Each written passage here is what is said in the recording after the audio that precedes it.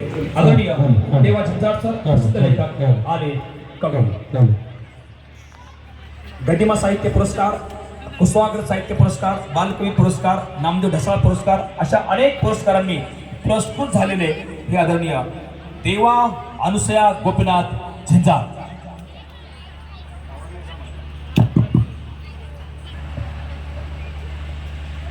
प्रश्न दोट आहे ना, बरोबर ना.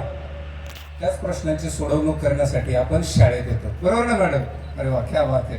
तुम्ही कधी आलात? वा वा, क्या वा. सगळी आपल्याच गोतावळ्यातली मंडळी, बरोबर ना. आता ज्यावेळेस ही मंडळी बोलत होती, डॉक्टर हर्षाली, प्रतीकजी, प्राजक्ता, ज्योती मॅडम, संकेत फापाळे, अतुलजी डुंबरे, ही सगळी मंडळी बोलत असताना एकच सांगत होती की आम्ही खूप वर्षापूर्वी या शाळेत होतो, दुरावलो शाळेपासून, बरोबर ना.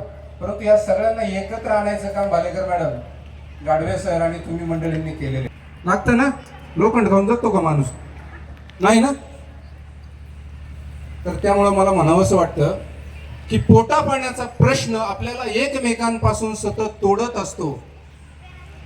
पोटा पाण्याचा प्रश्न आपल्याला एकमेकांपासून सतत तोडत असतो, पण चैतन्य तोडण्याचं नाही.